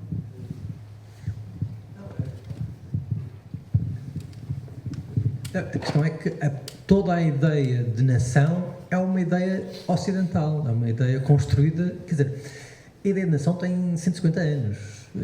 A ideia de que Portugal era uma pátria, uma nação. O problema é que todo este mecanismo, de facto, a nação, o dispositivo político da nação também surge a partir de um determinado momento de desenvolvimento do capitalismo e da sua expansão planetária global, não é? Portanto, podemos dizer, de certa maneira, que a forma nação corresponde a uma necessidade de organização do capitalismo a nível global e, sobretudo, construindo fronteiras e regiões e estados administrativos capazes de organizar uma população e organizar ao mesmo tempo as relações entre si, de comércio, de indústria, etc. Portanto, esta figura da nação foi exportada, portanto, e ela traz para todos os outros países um conjunto de elementos que são comuns e, certamente, um conjunto de elementos que são distintos, não é? É óbvio que podemos ir até à China, mas a China é uma nação construída já a partir de princípios liberais, a partir daquilo que foi a construção. Portanto, a unidade do conceito é maior do que as suas diferenças, apesar de tudo. Agora, claro que podemos encontrar as devidas diferenças entre... Agora, o que eu acho importante realçar é que esta ideia de que havia um português em 1780 não existe tal como a pensamos hoje, ou um francês. Portanto, há todo um processo histórico, disso, por exemplo, a França é um exemplo também particularmente interessante. A diversidade linguística num país como a França é fundamental e, portanto, e foi sendo progressivamente obliterada e anulada para constituir um regime de governação e de organização coletiva o mais possível homogéneo. Portanto, a ideia de que a França foi desde o Império Romano, desde os tempos do Asterix, uma unidade única, política, territorial, racial, etc., é uma ficção construída porque foi preciso legitimar a partir de um determinado momento. Aliás, como vemos hoje aquilo que se passa em Espanha, com a Catalunha, com o País Baixo, foi preciso encontrar mecanismos de legitimação e de organização de uma ideia de nação que, obviamente, nem toda a gente estava de acordo, obviamente nem todas as pessoas, ou em todos os povos, em todas as comunidades queriam necessariamente pertencer, e essas fissuras e essas lutas continuam a atravessar a política até aos tempos de hoje. Mas, sobretudo, isso acho que quer dizer, parece-me importante sempre pensar que esta ideia de que há uma nação, que há um povo português, francês, espanhol, isto tem tudo muito pouco tempo. Tem tudo... o que é interessante é perceber a força dessa ficção e como essa ficção, munida da literatura, munida da arquitetura, munida de um conjunto vasto de instrumentos, foi construindo e foi cristalizando toda essa coerência, não é? De alguma maneira, em Israel tudo isto se torna também mais evidente, porque o processo também foi fabricado de uma forma muito rápida, mas ao mesmo tempo o Shlomo Sand, que deve ter hoje 70 e poucos anos, e o Helen Pape, são historiadores, pertencem ao grupo dos novos historiadores, ou da História Nova, precisamente porque só ao meio do seu percurso histórico e geracional começaram a olhar para as fontes a partir das quais a história israelita trabalhou e começaram a interpelá-las, a interrogá-las e a perceber se de facto havia substância histórica para aquilo que era declarado como factos. É o que diz o Shlomo Sand a páginas tantas. Não existe um trabalho sobre a expulsão dos judeus no século II. Não existe, porque nem sequer existe factos para atestar tal evento. Sim. Não sei se respondi, quer dizer... Obrigado, Pedro. Está muito alto. Eu estou a ouvir a minha voz distorcida. Não, obrigado pela apresentação. Acho que foi muito elucidativa.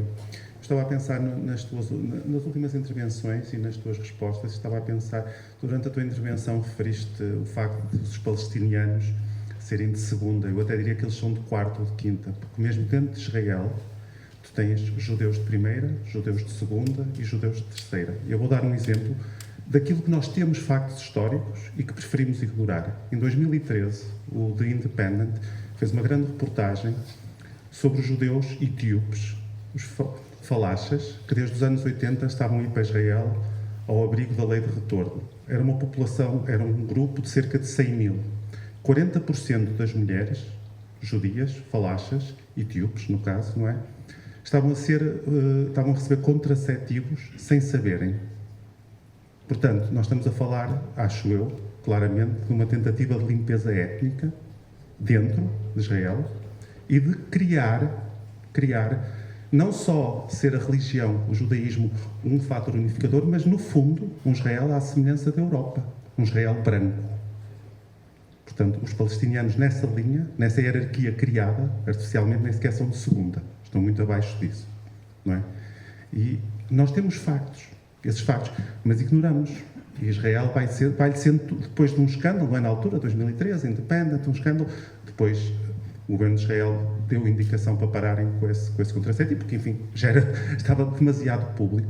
Mas tudo vai sendo permitido, sucessivamente, não é?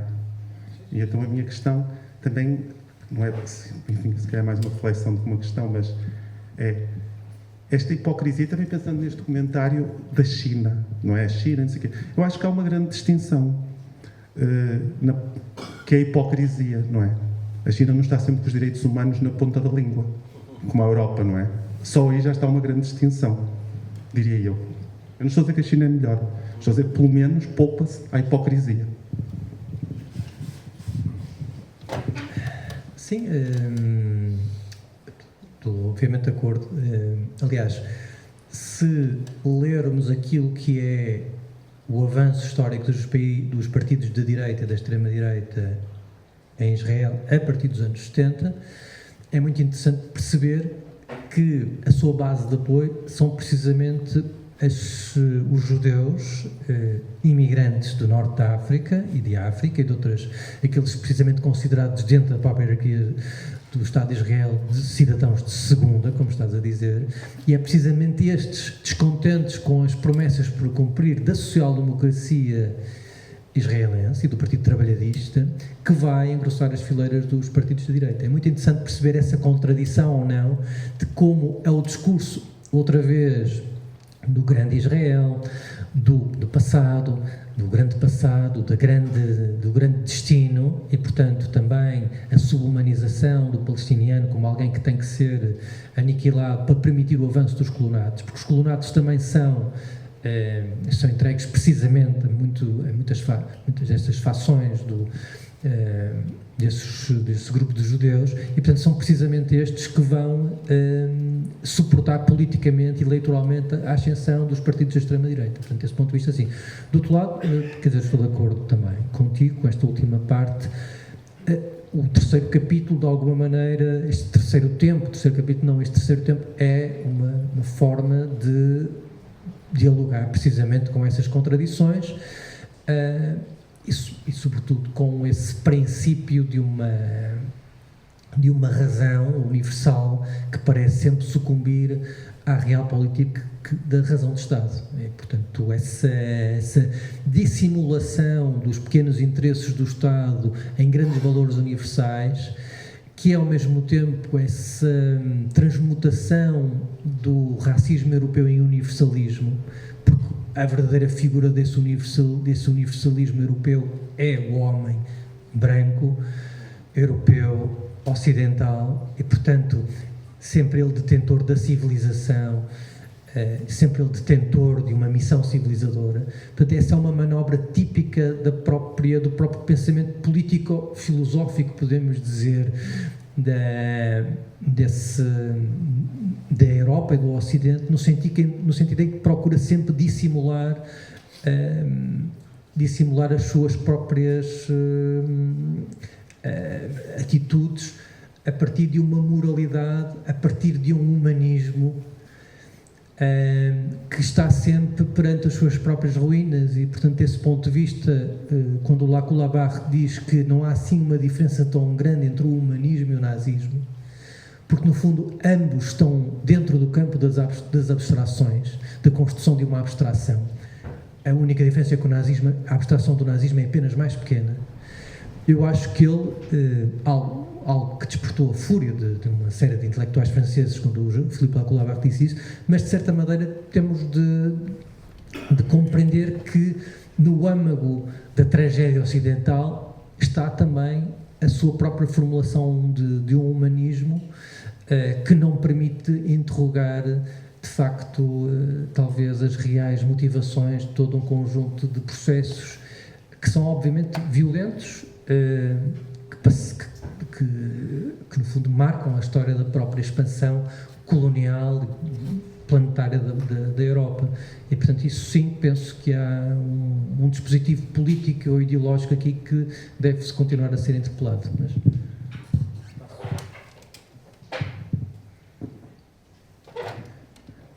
Não, tinha aqui uma questão, estava a pensar alto também, mas tens alguns no teu livro a ideia de que o Ocidente faz, ou seja, vai-se fazendo. Portanto, há aqui uma dinâmica. É curioso porque o próprio Jean-Luc Nancy, num outro texto que não o mito nazi, explora um bocado esta questão do Ocidente fazendo-se de alguma maneira, e o Ocidente fazendo-se é o contrário do Ocidente mítico. Portanto, esta ideia de mito é uma espécie de cristalização narrativa, de alguma maneira, que não permite depois aquilo que é a respiração da própria diferença, e depois tem inclusive algumas contradições, algumas consequências engraçadas.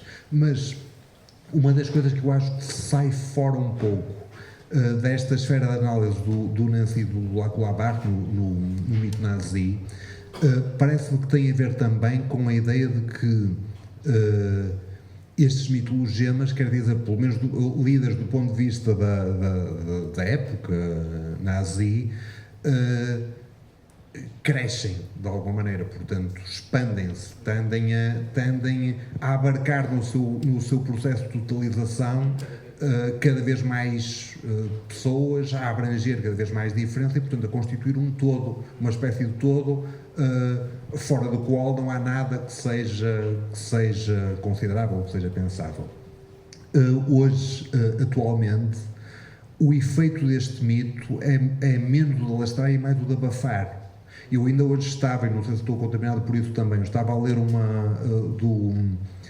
a questão dos levantamentos, que está muito presente no livro do Didier Bergman, do Resistir, já não lembro do título, mas de qualquer das maneiras, quer dizer, há levantamentos, há uma força insurgente bastante vocal e bastante representativa, pró-palestiniana, a ocorrer nas ruas da Europa e com uma força grande.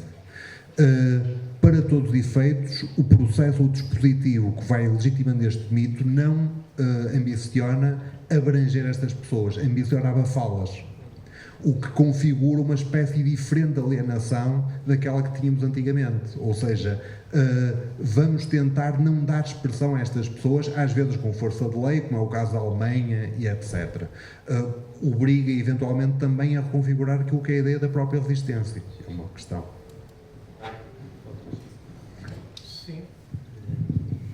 Sim, parece uma questão bastante interessante.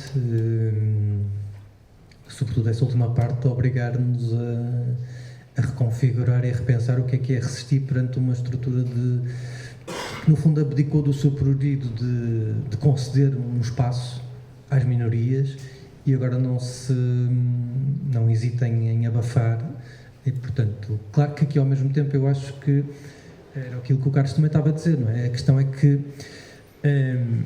por trás de toda a grande lógica dos direitos humanos e de tudo aquilo que nós já sabemos, aquilo que conta de facto é o papel político ou geográfico que Israel tem no Médio Oriente e, sobretudo, internamente, como é que a Europa se relaciona com todo um processo de islamização que é permanentemente atirado pelos partidos de extrema-direita, que estará a ameaçar existencialmente a Europa. Portanto, E penso que esse lado, essa não margem para o abafamento, também tem a ver com uma estratégia política de fazer exatamente aquilo que o Israel faz ao palestiniano, que é, no fundo, subhumanizar o próprio árabe, subhumanizar um elemento fundamental da sociedade europeia, da constituição desses Estados. Portanto, mas acho que sim, acho que é uma questão, lá está, é uma questão muito mais vasta. Todo esse livro, já falamos disso também entre nós, abre uma série de linhas de fuga que eu acho que nos permite pensar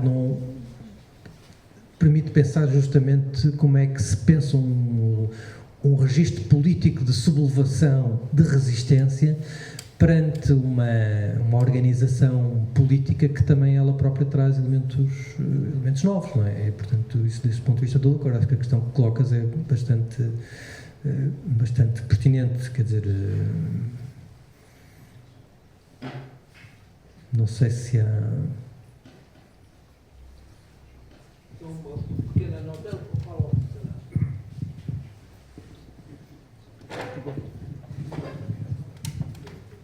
Dentro de todo o seu contexto disto, e percebi de todas as coisas e mais algumas, há uma coisa que não falou, ou falou muito pelo ar, que é o papel que a imprensa tem e quem a domina. Porque neste momento, para se fazer qualquer conceito ou qualquer coisa, está dominado por uma coisa que se chama poder imperial da empresa. E isso para a dita desconstrução das coisas é um problema grande. E no meio disto tudo também, qual é o papel central que tem, no meio disto tudo, o papel fundamental que tem as igrejas e o poder das igrejas.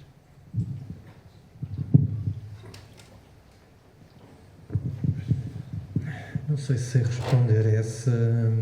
Quer dizer, no sentido em que há um grande complexo político-religioso, como já aqui dizemos, quer dizer, nenhuma destas instituições pode ser isolada por si mesmo e, portanto, isso... quer dizer, no caso específico da Realpolitik, por exemplo, americana, é óbvio hoje que os evangelistas são um elemento fundamental na legitimação do discurso de Israel na sociedade americana, por exemplo. Do ponto de vista daquilo que é o poder da imprensa, quer dizer, também sabemos hoje que, lá está, tem um pouco a ver com a discussão anterior, talvez aquilo que, e com outras discussões que temos tido, há um conjunto de instituições que fundaram a Segunda Guerra Mundial, a um corte. Quanto a mim, a Segunda Guerra Mundial é um momento que permite a estabilização da social-democracia, mas também permite uma espécie de consenso mínimo, que há uma espécie de tragédia ou de catástrofe que a democracia tem que conter em si mesma. E isso implica uma capacidade de assegurar um conjunto de instrumentos de coesão social e, obviamente, de redistribuição da riqueza.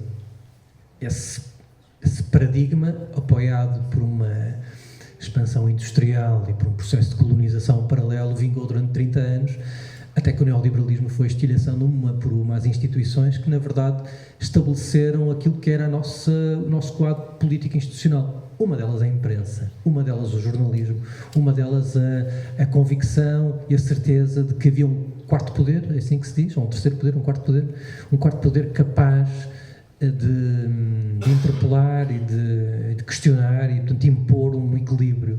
Eu, quanto a mim, tenho escrito também sobre isso, talvez não menos aqui. O neoliberalismo não é apenas uma privatização do Estado, é uma privatização da sociedade no seu todo e é uma destruição de todas as instituições que construíram a social-democracia. Desde logo, essa ideia de uma esfera pública, desde logo a ideia de um jornalismo. Isso está à vista no caso de Israel, em que todos os interesses específicos económicos de cada um destes grupos, no grande quadro das relações que entretecem entre eles, se sobrepõem a qualquer direito a uma espécie de direito à informação livre. E, portanto, também aí qualquer movimento de resistência, qualquer movimento de sublevação, qualquer movimento democrático, digamos assim, terá que saber com a necessidade de pensar de rejeitar todas essas instituições tais como existem e repensá-las todas de novo. Porque elas estão, obviamente, ou estão falidas perante um modelo que já não existe, que é o modelo da social-democracia, ou foram então totalmente capturadas pelo neoliberalismo, e por um neoliberalismo financeiro que ainda por cima tem a sua especificidade no facto de ter a sua acumulação de capital, digamos assim, já não apenas na relação entre o capital e o trabalho, mas em todo um conjunto de instrumentos e dimensões da nossa vida, desde a saúde, à segurança social, à educação. E, portanto, a possibilidade de expropriação e de captura financeira estendeu-se a todos os níveis da nossa vida, está por todo lado. Mesmo estas plataformas do TikTok, do Instagram, são modelos de realização de negócio. Portanto, toda a ideia de realização de negócio invadiu a nossa vida e, portanto, todas estas antigas instituições são também capturadas por esse próprio...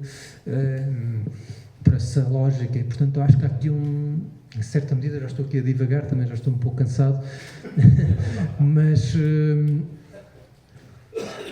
o movimento real de interpelação dessas instituições e, por exemplo, destas grandes ficções humanistas, da esfera pública, dos direitos humanos, tem obviamente de ser confrontada com uma radical crítica, porque elas de facto apenas servem para sustentar um conjunto de políticas que certamente não trabalham em nome de nenhuma democracia, não é? Portanto, volto a dizer, a grande questão, como é que se 12 pessoas controlam metade da riqueza mundial, isso é compatível com uma ideia de democracia? E porquê é que não há sublevação?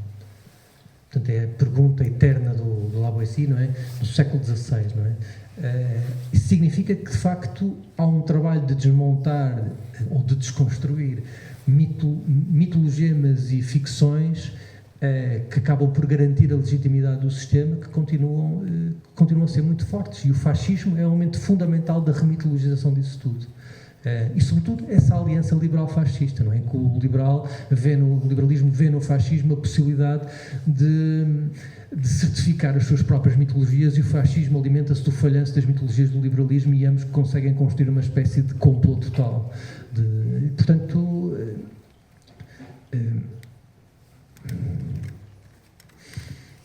agora, não é um discurso nem otimista nem pessimista, não é um dos, eu acho que posso construir aqui um bocadinho de autobiográfico, talvez não seja.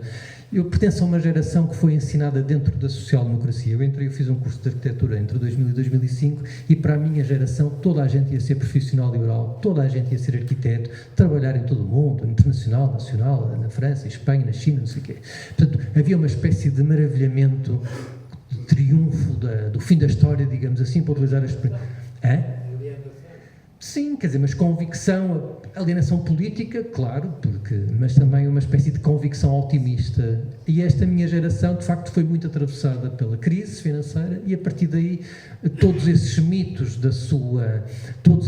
que construíram a sua própria estrutura racional foram-se desfazendo um a um. De certa maneira, este discurso que eu estou aqui a fazer é também possível porque, de alguma maneira, vivi os dois mundos, não é? E ao mesmo tempo também consigo perceber exatamente o mecanismo de funcionamento da extrema-direita, porque ela alimenta-se precisamente de todo esse conjunto de mitos despedaçados que construíram o horizonte político da social-democracia.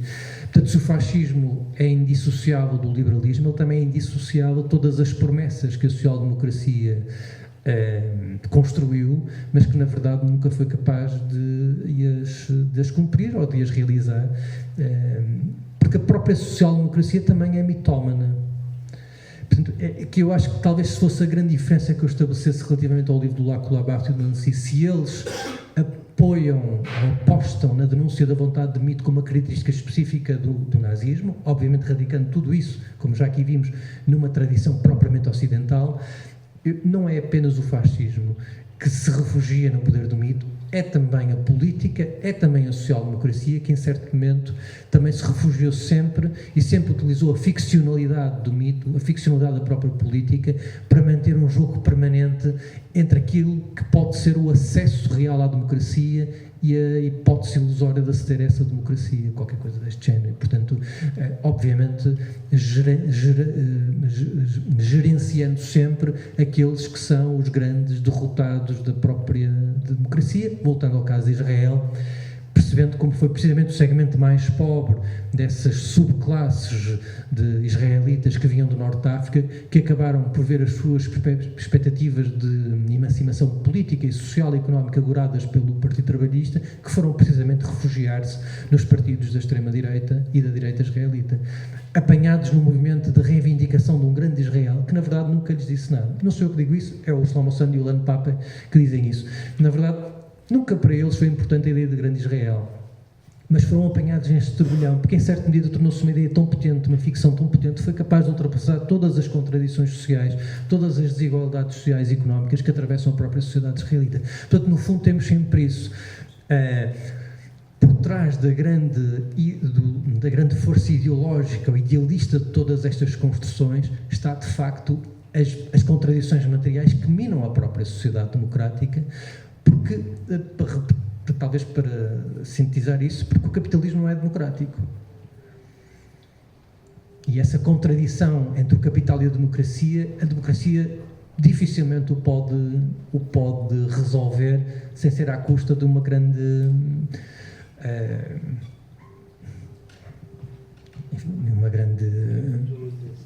né? Sim, o capital ou capitulação, pode ser. Acho que podíamos terminar assim, capital ou capitulação. Não sei, se calhar já... não sei se alguém queres falar? Não? Pronto, então se calhar... Pois... obrigado. Já agora deixem-me só aqui fazer... Obrigado, porque mais uma vez eu fico bastante surpreendido com a qualidade do debate que esta sessão, eu acho sempre, faço aqui o meu à parte mais...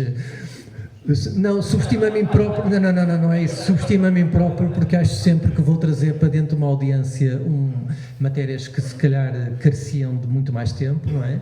E penso sempre que estou a colocar o discurso num nível que pode não interessar, mas ao mesmo tempo a sensação que eu tenho é que de facto do outro lado não é uma questão de subestimar, mas há de facto uma vontade muito grande de talvez discutir estas matérias nestes termos, e isso por outro lado é interessante. Queria também agradecer, já que está aqui uma pessoa, queria também agradecer ao Sousa Dias. Sei que ele vai ficar chateado comigo, provavelmente não volta a falar comigo, mas foi uma pessoa, juntamente com o Tomás Maia, desculpem-me só este pequeno momento, mas queria deixar este agradecimento público ao Sousa Dias, já agora também ao Tomás Maia, que foram pessoas fundamentais na realização desse livro, e sem os quais não seria possível ter escrito esse livro, e de facto é uma honra termos a possibilidade, e o Sousa Dias vem cá várias vezes ao Espaço Mira, é uma honra contar com o Sousa Dias e com o Tomás Maia nessa discussão e nesse debate que temos tido, e obrigado também ao Espaço Mira por ter recebido, e pronto, e é melhor calar-me antes que o nosso amigo São Pedro não...